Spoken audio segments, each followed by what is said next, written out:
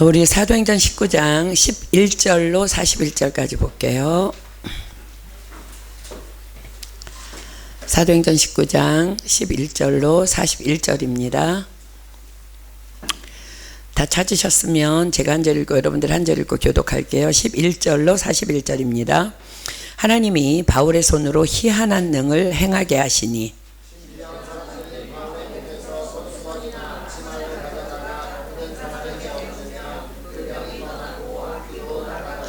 이에 돌아다니며 마술하는 어떤 유대인들이 시험적으로 악귀 들린 자들에게 대하여 주 예수의 이름을 불러 말하되 내가 바울의 전파하는 예수를 빙자하여 너희를 명하노라 하더라.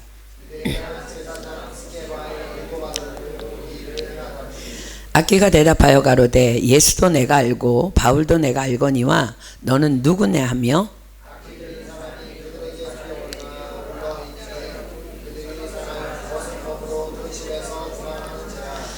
에베소에 거하는 유대인과 헬라인들이 다 이 일을 알고 두려워하며 주 예수의 이름을 높이고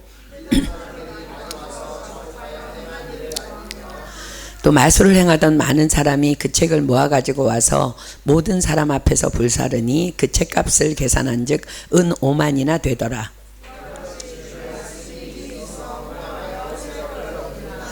이 일이 다 된 후 바울이 마게도냐와 아가야로 다녀서 예루살렘에 가기를 경영하여 가로되 내가 거기 갔다가 후에 로마도 보아야 하리라 하고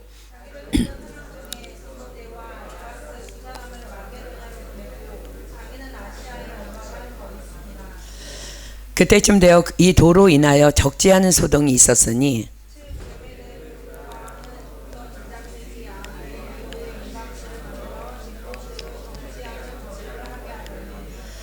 그가 그 직공들과 이러한 영업하는 자들을 모아 이르되 여러분도 알거니와 우리의 유족한 생활이 이 업에 있는데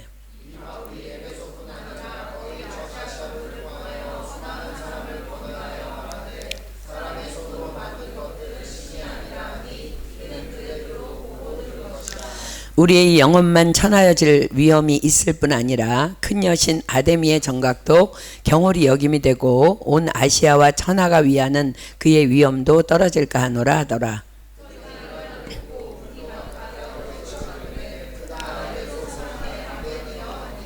온 성이 요란하여 바울과 같이 다니는 마게도냐 사람 가이오와 아리스다고를 잡아가지고 일제히 연극장으로 달려 들어가는지라.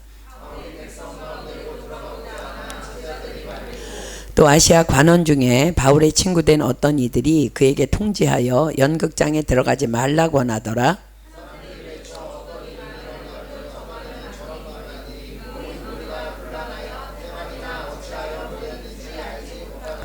유대인들이 무리 가운데서 알렉산더를 권하여 앞으로 밀어내니 알렉산더가 손짓하며 백성에게 발명하려 하나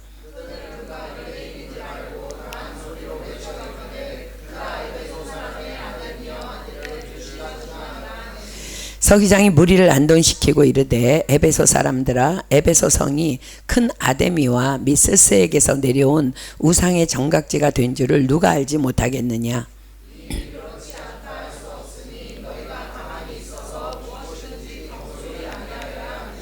전각의 물건을 도적질하지도 아니하였고 우리 여신을 회방하지도 아니한 이 사람들을 너희가 잡아왔으니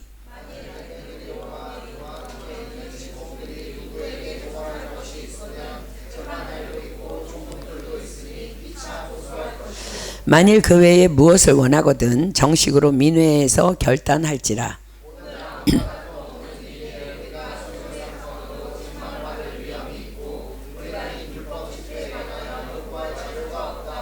함께 읽습니다. 이에 그 모임을 흩어지게 하니라. 아멘.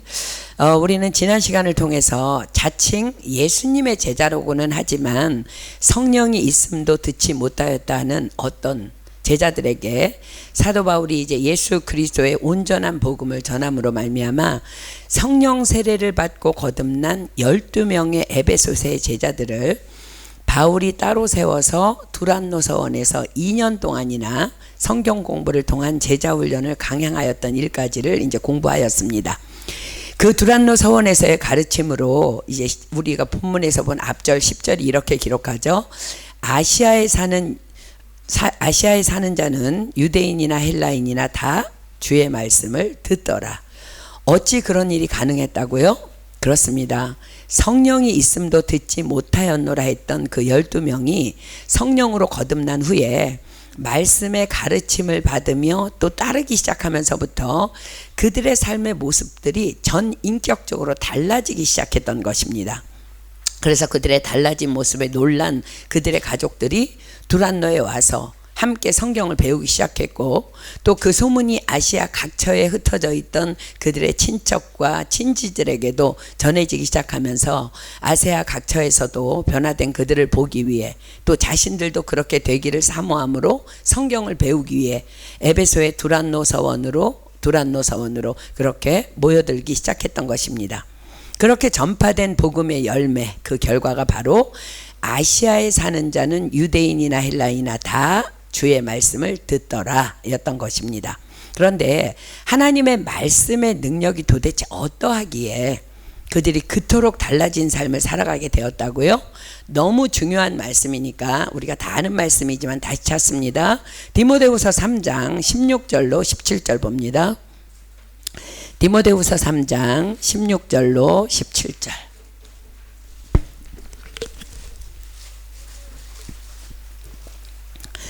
신약성경 디모데후서 3장 16절로 17절 제가 읽습니다.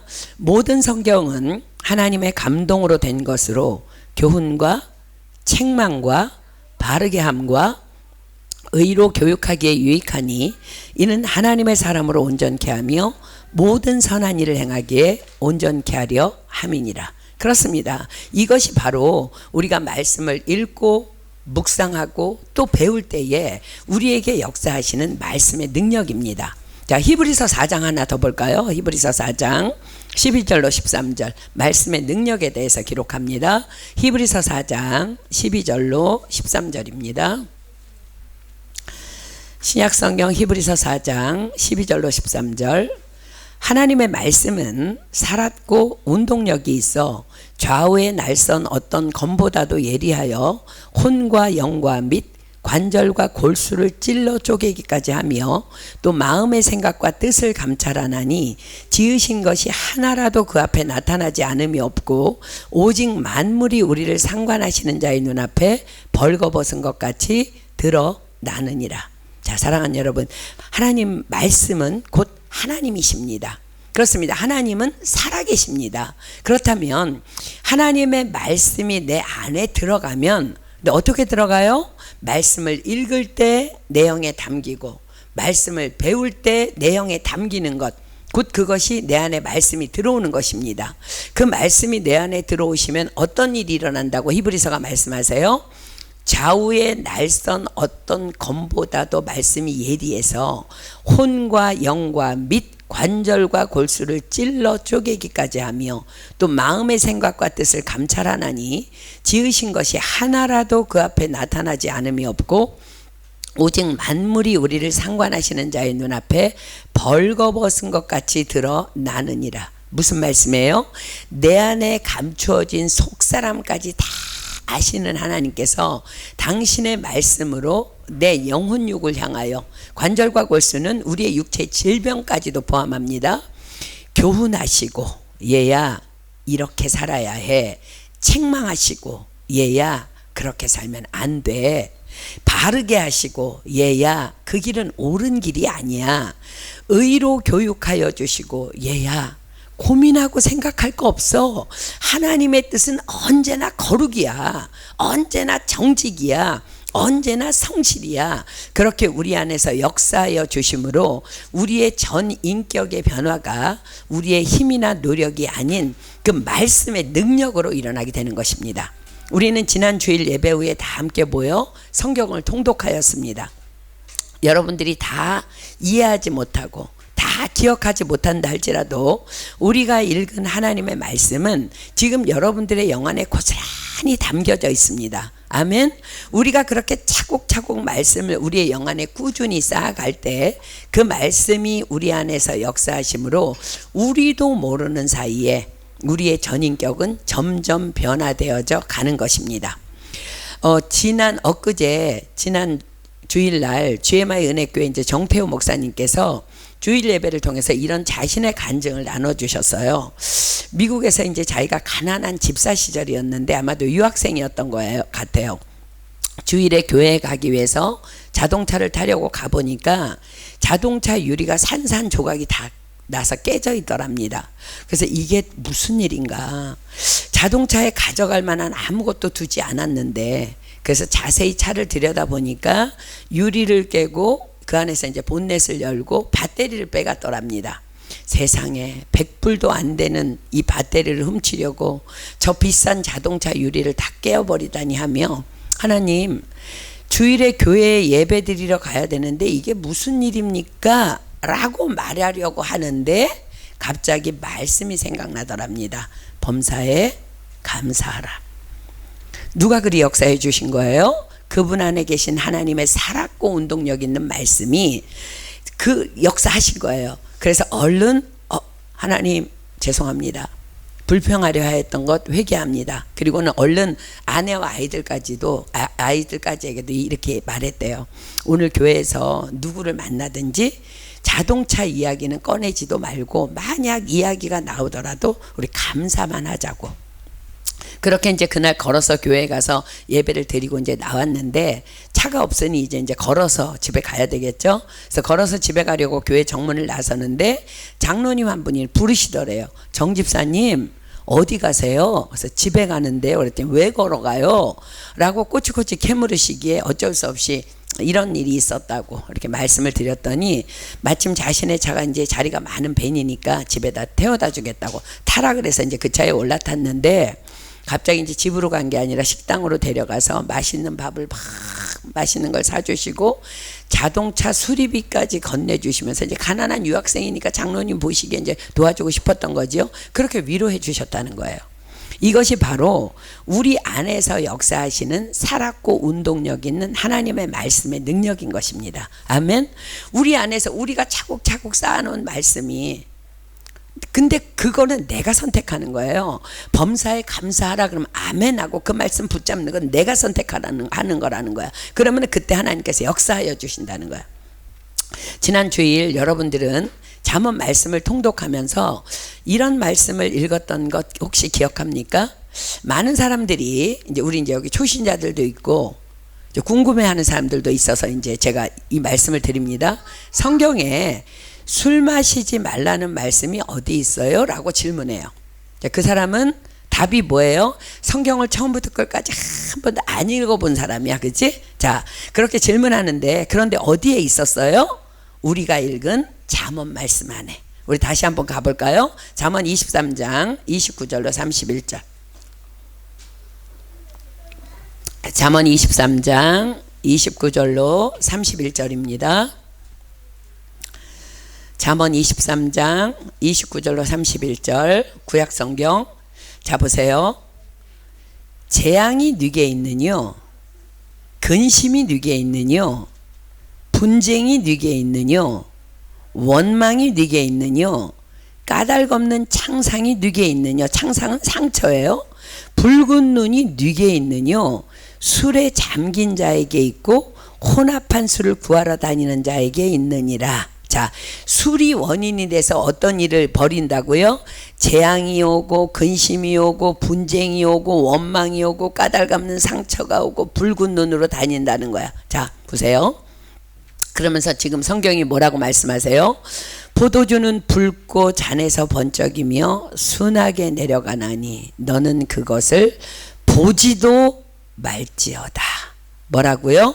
너는 그것을 보지도 말지어다. 자, 이 시간 주께서 말씀하십니다. 귀 있는 자는 성령이 교회에게 하시는 말씀을 들을지어다. 아멘.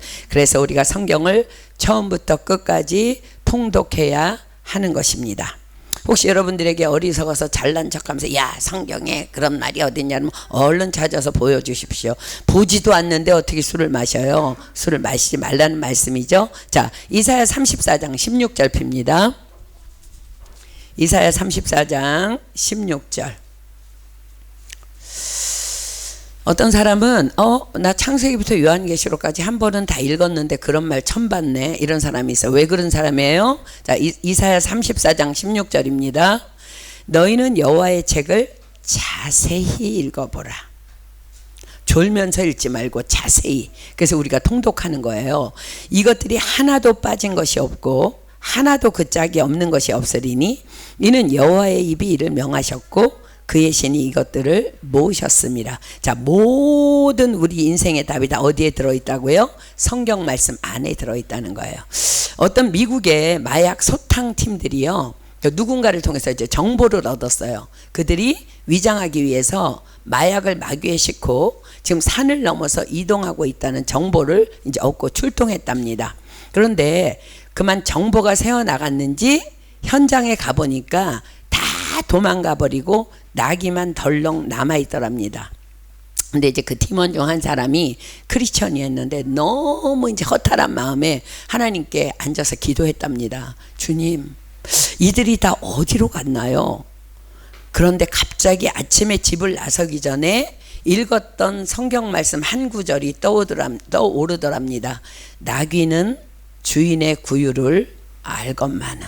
어디에 나오는 말씀이에요? 자, 이사야 1장 3절 확인하겠습니다. 이사야 1장 3절. 이사야 1장 3절입니다. 우리가 성경을 읽는 것이 얼마나 중요한지 봅니다. 이사야 1장 3절. 소는 그 임자를 알고 나귀는 주인의 구유를 알건만은 이스라엘은 알지 못하고 나의 백성은 깨닫지 못하는도다 하셨도다. 이 말씀이 떠오른 거예요. 나귀는 주인의 구유를 알건만은. 그래서 그는 나귀는 안다고 하면서 나귀가 그래서 한번 움직이는 대로 따라가 보았답니다. 그랬더니 과연 나귀가 가다가 발을 멈춘 어떤 움막 안에 그들이 다 숨어 있어서 범인들을 고스란히 다 소탕할 수 있었답니다. 그렇습니다. 이것이 바로 우리 안에 살아계신 말씀이신 하나님, 그 하나님의 영이신 성령님의 역사하심인 것입니다. 게다가 우리가 굳이 예배 후에 다 함께 모여서 성경을 통독하는 또 다른 이유가 하나 있습니다. 그것은 바로 온전한 주일 성수를 통한 하나님의 상급을 여러분들이 다 받기를 원하기 때문입니다. 자, 이사야 58장 피겠습니다. 이사야 58장 13절로 14절. 이사야 58장 13절로 14절입니다. 구약성경 이사야 58장 13절로 14절. 우리 어린이들도 잘 들으세요. 만일 안식일에 내 발을 금하여 내 성일에 오락을 행치 아니하고 안식일을 일컬어 즐거운 날이라 여호와의 성일을 존귀한 날이라 하여 이를 존귀히 여기고 내 길로 행치 아니하며 내 오락을 굳지 아니하며 사사로운 말을 하지 아니하면 내가 여호와의 안에서 즐거움을 얻을 것이라. 내가 너를 땅의 높은 곳에 올리고 내 조상 야곱의 업으로 기르리라. 여호와의 입의 말이니라. 자, 이 말씀을 한마디로 정리하면 뭐예요? 온전한 주일 성수입니다. 폐일원하고 주일은 주님의 날이라는 거예요. 그러니 주일은 주님만을 위한 예배, 또 주님만이 영광 받으시는 일로 그 날을 채우라는 말씀입니다. 주일 예배를 나오기 전에도 주님의 영광만을 위한 시간을 보내고 주일 예배 후에도 주님의 영광만을 위한 시간을 보낸다면 내가 너를 땅의 높은 곳에 올리고 내 조상 야곱의 업으로 기르리라 약속하십니다. 자, 그렇다면 여러분들이 주일 예배를 드린 후에 하나님께서 가장 기뻐하시는 시간을 보내는 방법이 뭘까? 그렇습니다. 당연히 그분의 말씀이신 하나님의 말씀을 읽으며 그분의 음성에 귀를 기울이는 것입니다. 내가 너를 땅의 높은 곳에 올리리라. 우리 이 약속 굳게 믿고 한번 성경 통독에 매진해 봅시다. 아멘. 자, 이제 다시 본문으로 가볼까요? 말씀을 가르치는 것은 두 번 말씀을 듣는 것이다 라는 말이 있어요. 그렇습니다. 그래서 말씀을 가르치는 자들을 향한 거룩의 책임은 더욱 크겠죠. 그런데요, 그에 따르는 축복도 만만치 않습니다. 왜냐하면 말씀을 가르치는 자이기 때문에 더 긴장해야 하고 더 거룩을 위해 힘써야 하기 때문에 가르치는 자 스스로에게는 사실 늘 깨어 있을 수 있는 그러한 엄청난 영적 축복이 주어지기 때문입니다. 사도 바울은 2년을 매일 하루 5시간씩 두란노에서 말씀을 가르쳤습니다. 그렇다면 자신은 사실은 4년을 매일 하루 5시간씩 말씀을 배운 셈이 되는 거죠. 그죠? 그런 바울에게 하나님께서 부어주시는 그야말로 희한한 표적들이 따르기 시작합니다. 자, 본문으로 드디어 들어갑니다. 11절 볼게요. 하나님이 바울의 손으로 희한한 능을 행하게 하시나니. 누가? 하나님이. 누구의 손으로? 바울의 손으로 희한한 능을 행하게 하셨답니다. 여기에서 말하는 희한한 능이라는 것은 이방인인 에베소 사람들이 전혀 감히 상상하지도 또 듣지도 보지도 못했던, 즉 신들이나 가능할 수 있는 일을, 아니 자신들이 믿고 있는 신들도 하지 못하는 일들을 사람인 바울이 행하였다는 것을 의미합니다. 자, 우리 지난주 공부했던 믿는 자들에게 따르는 표적 기억하십니까? 다시 가볼게요. 마가복음 16장 17절로 18절입니다. 마가복음 16장 17절로 18절. 구약성경 마가복음 16장 17절로 18절입니다.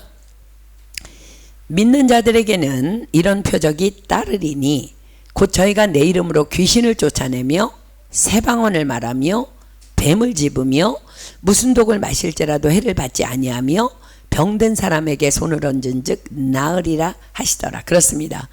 바울이 손을 얹으면 귀신이 쫓겨나고 방언이 터지고 병마들이 떠나는 일들이 그곳 에베소에서 계속 일어나게 됐던 거예요. 자, 보십시오. 사도 바울이 하나님 나에게 병 고치는 은사를 주시옵소서, 내게 귀신을 쫓아내는 능력을 주시옵소서, 그렇게 기도했다는 기록이 전혀 없습니다. 그렇습니다. 다만 이것들은 예수님께서 말씀하신 그대로 믿는 자들에게 따르는 표적이었을 뿐입니다. 다만 사도 바울은 믿음으로 2년간 말씀을 가르쳤을 뿐입니다.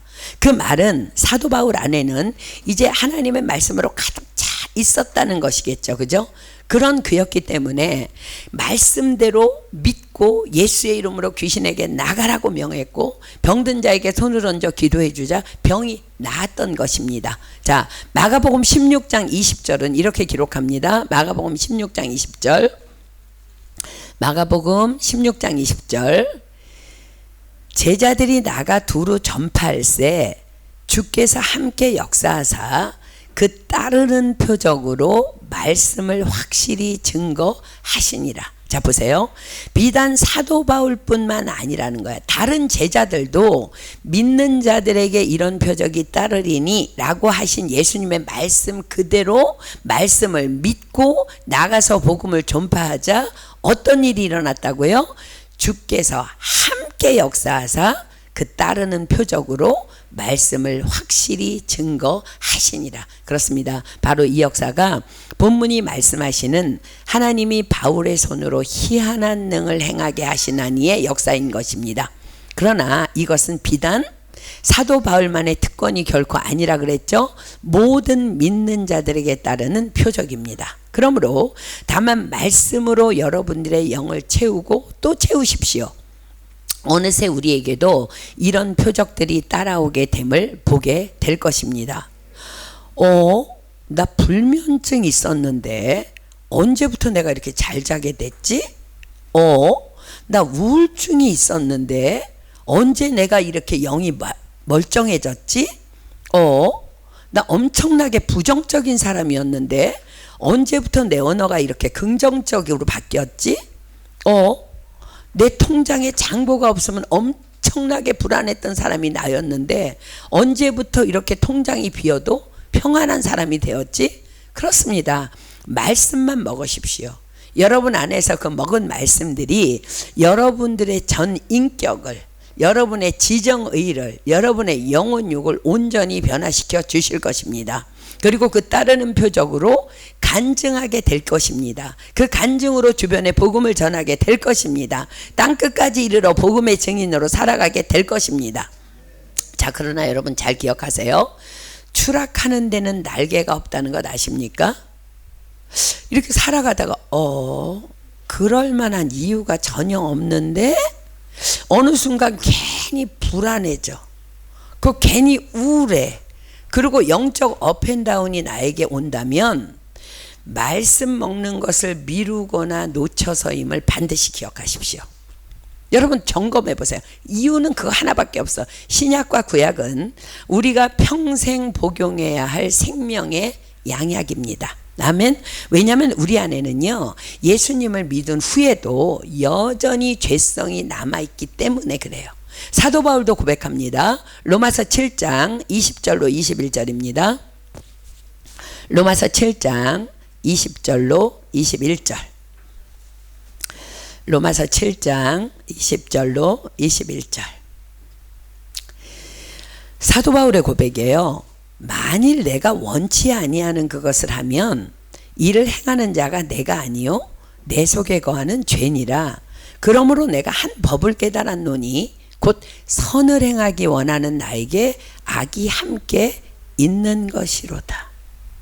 여러분 말씀 먹기를 놓치면 어느 순간 이런 추락하는 일이 생긴다는 거예요. 그런데 말씀의 능력이 뭐라고요? 우리 하나님은 소멸하는 불이심이라. 아멘. 히브리서가 기록하죠. 그렇습니다. 말씀이신 하나님이 우리 안에 거하실 때, 그리고 내가 그것을 믿을 때 내 안에 있는 죄성들은 고스란히 소멸되어 지는 것입니다.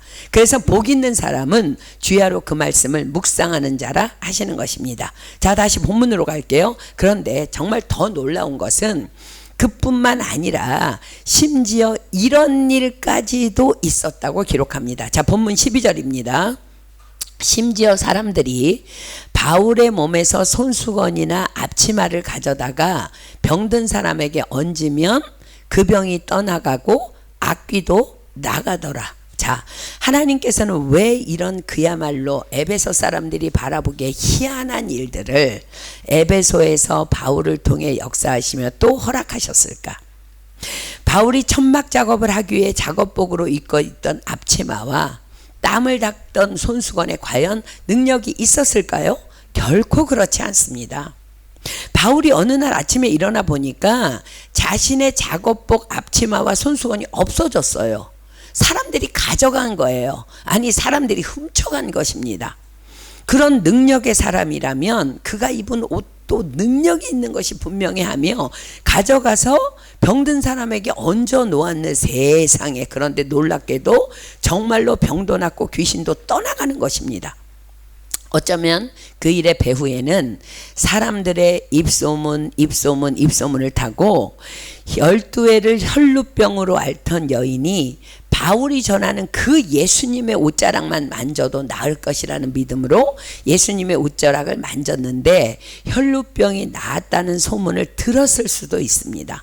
그런데 정말로 그들의 믿음대로였습니다. 바울의 손수건이나 앞치마를 병든 자에게나 귀신 들린 자에게 얹자 병이 떠나고 악귀도 떠나는 역사가 일어났던 것입니다. 과연 바울의 손수건이나 앞치마에 그런 능력이 있어서였을까요? 결코 그렇지 않습니다. 그것은 그들에게 복음의 문을 여시기 위해 성령님께서 그리 되도록 그렇게 역사하여 주신 것 뿐이었습니다. 사도 바울이 로마서에서 그때의 역사를 이렇게 설명합니다. 자, 로마서 15장으로 갈게요. 로마서 15장 17절로 18절. 로마서 15장 17절로 18절입니다. 그때의 일을 지금 로마서에 기록합니다. 그러므로 내가 그리스도 예수 안에서 하나님의 일에 대하여 자랑하는 것이 있거니와 그리스도께서 이방인들을 순종케 하기 위하여 나로 말미암아 말과 일이며 표적과 기사의 능력이며 성령의 능력으로 역사하신 것 외에는 내가 감히 말하지 아니하노라. 자, 왜 사도 바울이 지금 뭘 얘기해? 왜 그런 희한한 일들이 일어났다는 거예요? 그리스도께서 이방인들을 순종케 하기 위하여 다만 그 이유였다는 거. 그렇습니다. 그것은 다만 이방인인 에베소 사람들에게 복음에 순종케 하기 위한 일시적인 하나님의 표적이면 능력이었다는 거야. 그러니까 사도 바울이 자기가 자랑할 게 아무것도 없다는 거야. 자기가 했던 게 아니라는 거야. 자, 보세요. 하나님께서 왜 그리 하셨을까요? 그렇다면 당시 에베소는 아데미 여신을 비롯해서 우상 숭배가 너무너무 범람했던 땅이었습니다. 그리고 갖가지 주술적인 행위가 성행했던 곳이었습니다. 이러한 곳에서 복음을 전파하기 위해서는요, 그들이 지금껏 보아온 거짓 술수나 악한 영의 역사와는 전혀 차원이 다른 놀라운 권능의 역사가 반드시 따라야 했고 또 필요했던 거예요. 게다가 에베소는요, 로마의 정치 헬라 문화의 중심지였기 때문에 그곳에 복음하는 그곳 주변 곳곳에 복음의 문이 쉽게 열릴 수 있는 엄청난 영향력이었기 때문에 그만큼 그곳에서는 그런 기적들이 필요했던 것입니다. 결코 다른 지역에서는 그런 일이 있었다는 기록 전혀 없습니다. 왜냐하면 성령님의 기적의 역사는 복음 전파를 위해, 영혼 구원을 위해 반드시 필요한 곳, 또 필요한 때에만 일어나기 때문에 그렇습니다. 어떤 아프리카 선교사님이요, 우리 GMI 선교사님 이야기인데요, 한번 이런 고백을 하셨어요. 원주민들과 함께 성찬식을 하는데 포도주가 모자라서 기도했답니다. 주님, 성찬 포도주가 부족합니다. 물이 변하여 포도주가 되게 해주세요. 그래서 이들이 주님을 보게 해주세요. 그랬더니 하나님께서 바로 응답하셨답니다. 뭐라고 응답하셨을 것 같아요? 건너편 가게 가서 사오너라. 그렇습니다. 하나님께서는요, 전능하신 하나님이에요. 무엇이든지 하실 수 있는 전능자이지만 아무 때나 쓸데없는 기적은 결코 일으키시지 않으십니다. 40일을 금식하시고 배고파 졸이신 예수님께 사단이 시험합니다. 이 돌들을 떡덩이가 되게 해달라고 하나님께 구해. 너 하나님의 아들이라며. 그러자 주님이 단번에 거절하시죠. 사람이 떡으로만 살 것이 아니요, 하나님의 입으로 나오는 모든 말씀으로 살 것이라. 그런데 무지한 사람들은요, 이런 능력들을 얼마나 자신의 자랑을 위해 사모하며 악용하는지 몰라요. 이 에베소서의 바울의 희한한 능의 기록을 악용해서요, 한때 타락의 절정을 달리던 로마 교황청에서는 교황의 옷을 잘라서 거액을 받고 팔기도 했다고 합니다. 자, 본문 13절입니다. 이제 이 사건이 나자 또 희한한 일이 벌어집니다. 13절. 이에 돌아다니며 마술하는 어떤 유대인들이 시험적으로 악귀 들린 자들에게 대하여 주 예수의 이름을 불러 말하되 내가 바울의 전파하는 예수를 빙자하여 너희를 명하노라 하더라. 자, 마술하는 어떤 유대인들, 이들은요 자칭 귀신 축출가라고 행세하고 다니던 악한 자들입니다. 그러나 성경은 분명하게 그들에 대해서 이렇게 기록합니다. 그들은 자칭 뭐라 그런다고? 귀신을 내쫓는 사람이야. 귀신 축출가라고 행세하지만 성경이 분명하게 뭐라고 기록해요? 마술하는 어떤 유대인들. 자, 마술에서의 마는 마귀의 마자입니다. 즉 마술이라는 것은 마귀의 술수를 말해요. 그렇습니다.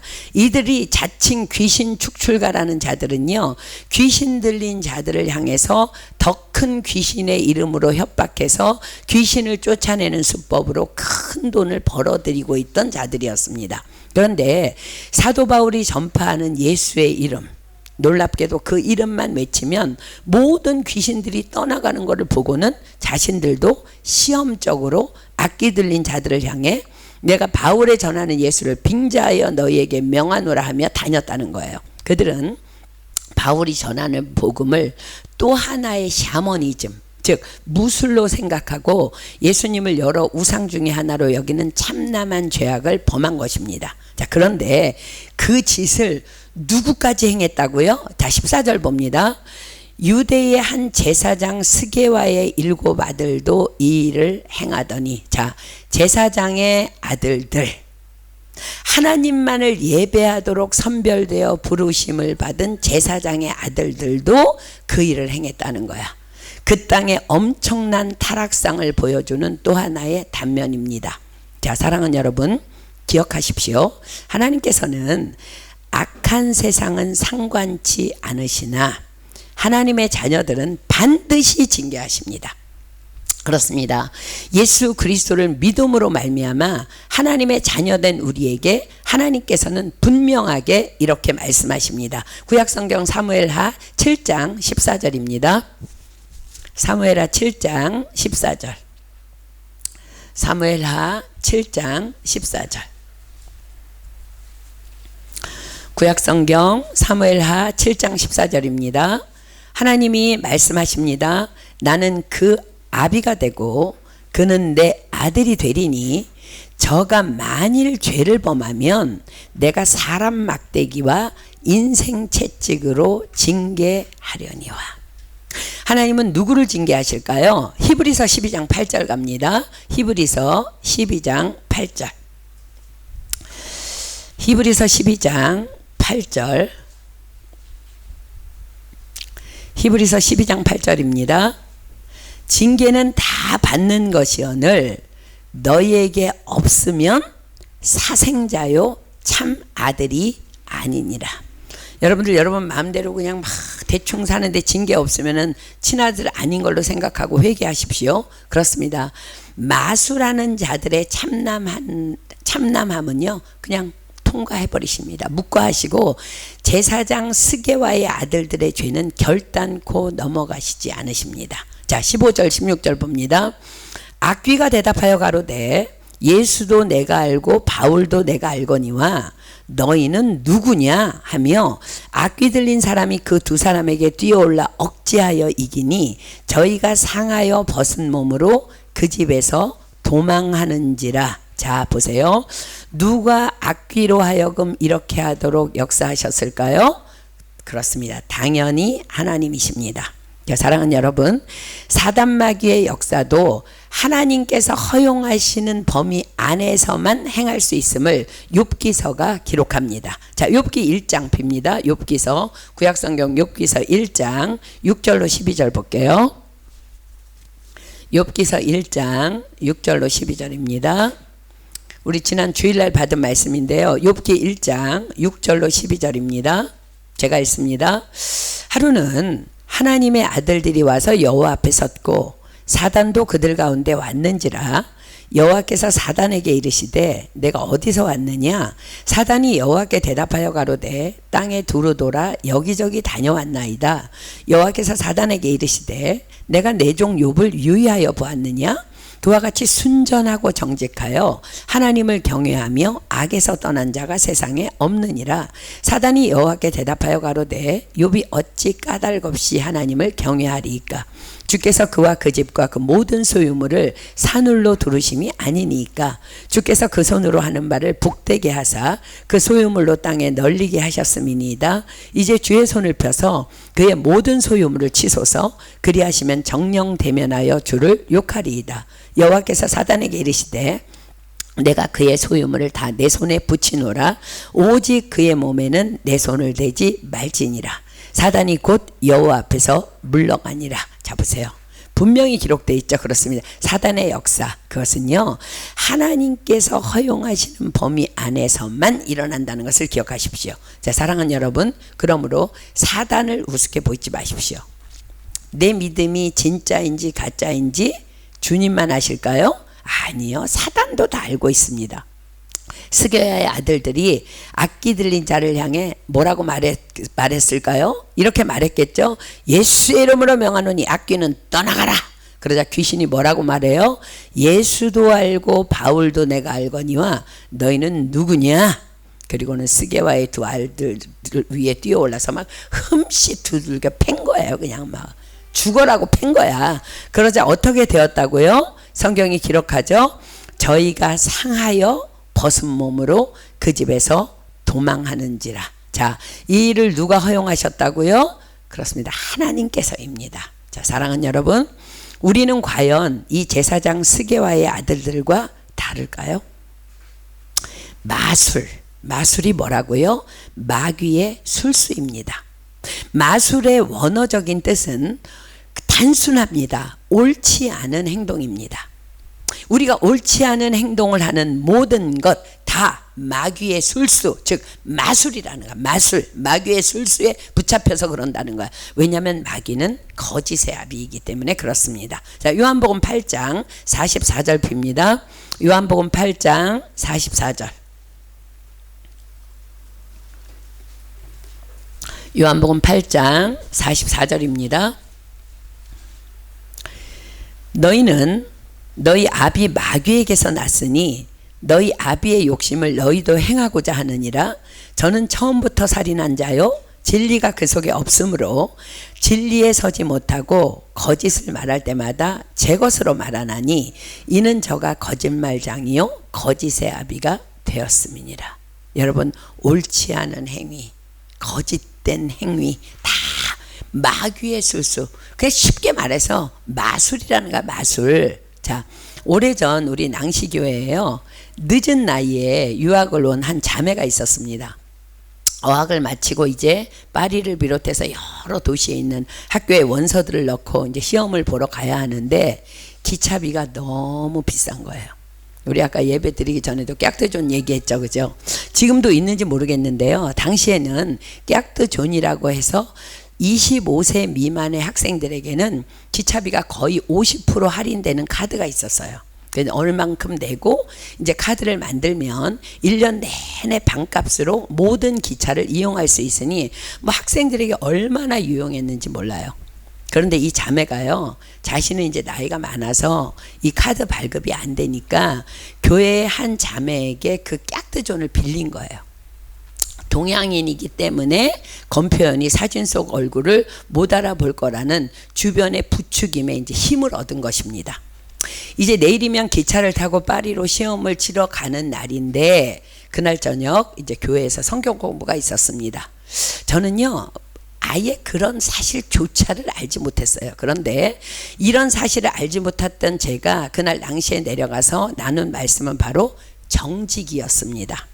그러면서 예를 들은 게 깍드존 예를 들은 거예요. 제가 요즘 많은 학생들이 남의 카드를 이용해서 기차를 할인받고 이렇게 타고 다닌다는데 크리스천인 여러분들은 결코 그런 짓을 해서는 안 됩니다.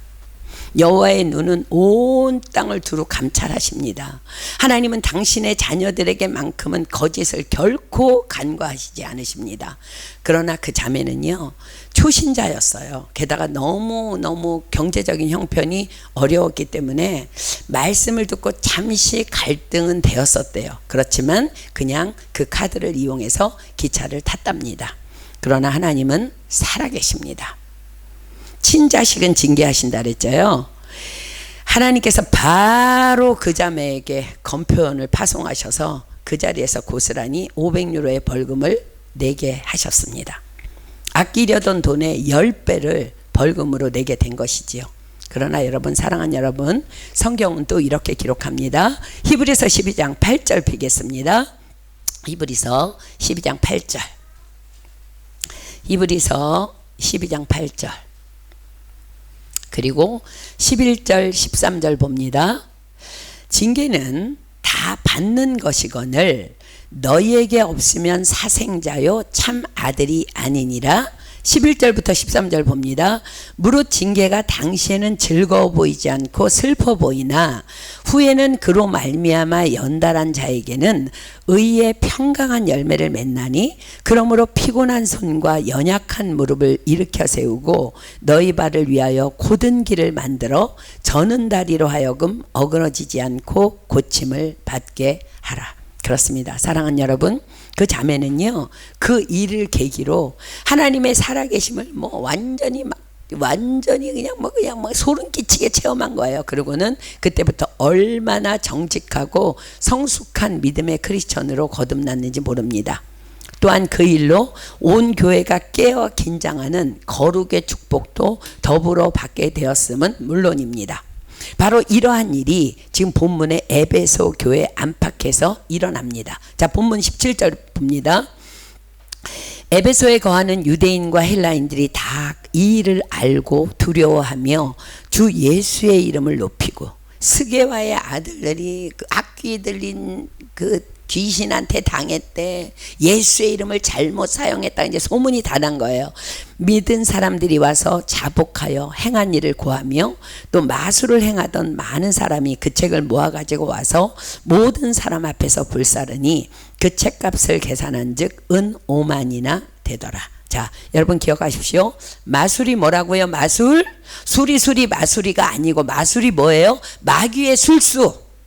즉 우리가 행하는 모든 거짓되고 옳지 않은 행위가 하나님 앞에서 마술이라는 거야. 마술. 사람은 속일 수 있지만 하나님 속일 수 없는 마술이라는 거야. 그 모든 것들이 다 하나님 앞에서 마술입니다. 에베소 사람들이 다 스게와의 아들들의 일로 두려워서 주님 앞에 나와 자신들의 죄를 자복합니다. 그리고 세상이 발간한 거짓 정보가 가득한 마술책들 많죠. 많아. 여러분 집에도 있을 수 있어.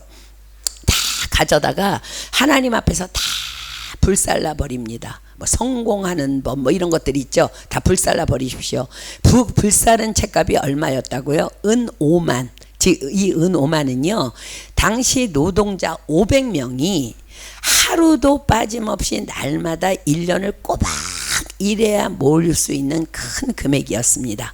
그 우상이 만연한 땅 에베소에서 이토록 놀라운 복음의 말씀으로 인한 회개운동과 영적 대각성 운동이 일어났던 것입니다. 자, 사랑하는 여러분, 여러분들에게는 불태워야 할 마술은 없습니까? 언제나 정직합니까? 세상 법도 철저히 잘 지키고 있습니까? 그렇습니다. 주님께서 말씀하십니다. 가이사의 것은 가이사에게, 하나님의 것은 하나님께 바치라. 무슨 말씀이에요? 세상의 법도 철저히 지키라는 명령입니다. 반드시 건널목에서는 초록불에 건너십시오. 이것부터 훈련되지 않으면 여러분들 다 마술에 걸려. 그 어떤 것에도 정직하십시오. 여호와의 눈은 어디서나 악인과 선인을 감찰하십니다. 그러나 또 여호와의 눈은 온 땅을 두루 감찰하시다가 전심으로 자기를 향하는 자에게는 능력을 주신다 약속하십니다. 큰 물질적인 손해가 온다 할지라도 말씀 붙잡고 철저히 정직하십시오. 그때 주님께서는 당신의 능력을 넘치도록 다 채워 주실 것입니다. 에베소에서 일어났던 영적 대각성 운동, 즉 마술을 다 불태워버리는 철저한 회개 운동이 오늘 우리 모두 안에도 일어나기를 예수 그리스도의 이름으로 축복합니다. 아멘. 자, 20절이 기록합니다. 20절 이와 같이 주의 말씀이 힘이 있어 흥왕하여 세력을 얻으니라. 영어 성경은 이것을 이렇게 기록합니다.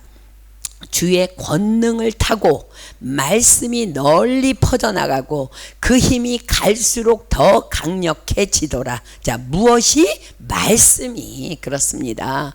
에베소서의 놀라운 역사들은요, 누군가 개인의 사도 바울의 권능이나 어떤 효과적인 시스템이 아니라 다만 하나님의 말씀의 권능이었다는 거예요.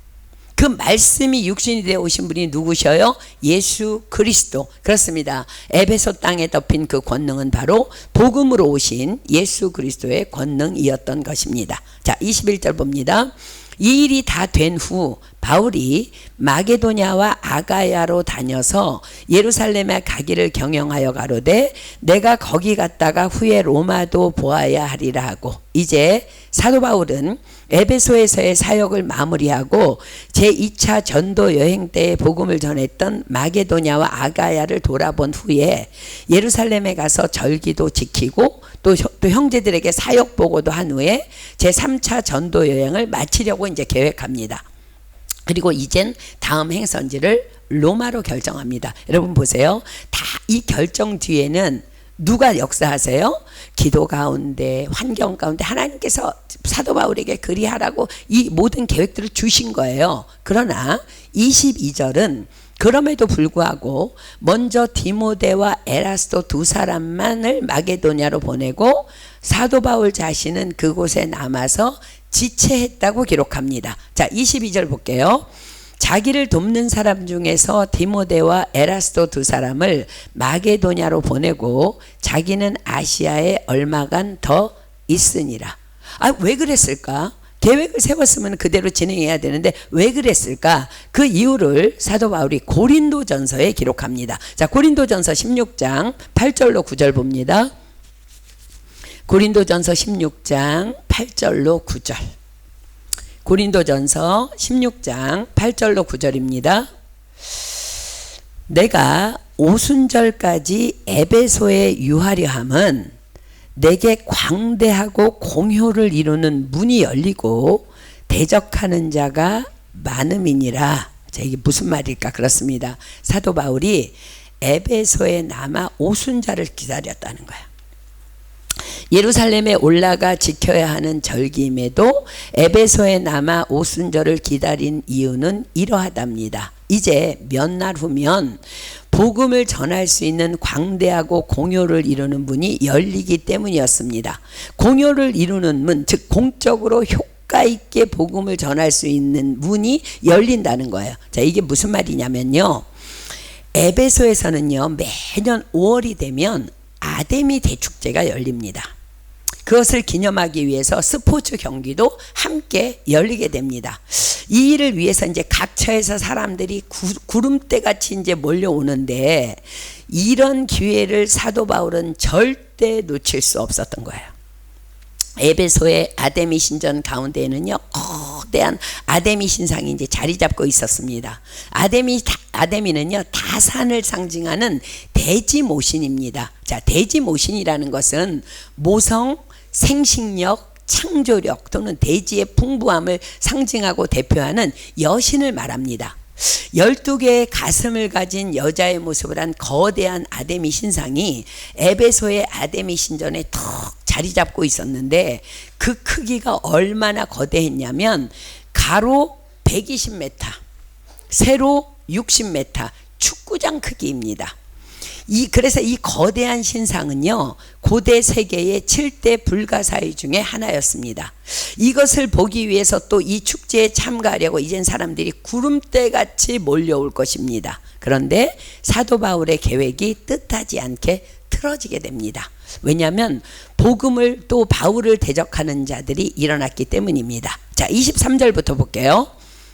그때쯤 되어 이도로 인하여 적지 않은 소동이 있었으니 즉 데메드리오라는 어떤 은장색이 아데미의 은감실을 만들어 직공들로 적지 않은 벌이를 하게 하더니 그가 그 직공들과 이러한 영업하는 자들을 모아 이르되 여러분도 알거니와 우리의 유족한 생활이 이 업에 있는데 이 바울이 에베소뿐만 아니라 거의 아시아 전부를 통하여 허다한 사람을 권유하여 말하되 사람의 손으로 만든 것들은 신이 아니라 하니 이는 그대들도 보고 들은 것이라.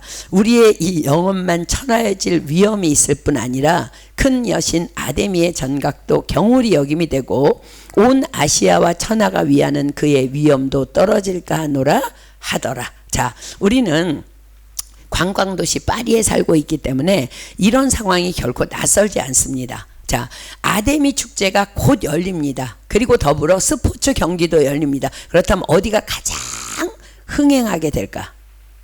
당연히 호텔이나 숙박업소, 그리고 식당, 그리고 어디일 것 같아요? 파리에 사니까 한번 맞춰보세요. 기념품 가게입니다. 파리의 기념품 가게는 뭐 에펠탑이 막 주종을 이루죠, 그죠?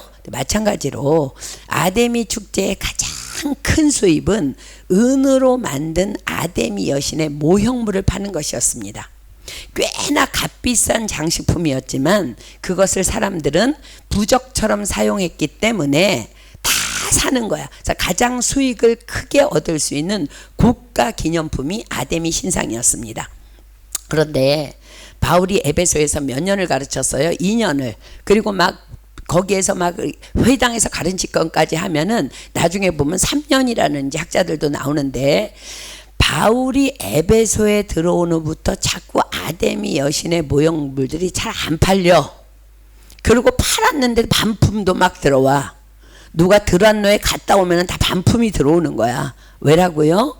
아데미 여신을 만드는 은장색 더메드리오가 26절에 말하죠. 우리 26절 한번 볼게요. 이 바울이 에베소뿐만 아니라 거의 아시아 전부를 통하여 허다한 사람을 권유하여 말하되 사람의 손으로 만든 것들은 신이 아니라 하니 이는 그대들도 보고 들은 것이라. 그래서 은장색 더메드리오가 아데미 여신 모형물을 납품하는 사형인들과 기념품 가게 주인들을 죄다 선동해서 불법 집회를 일으킵니다.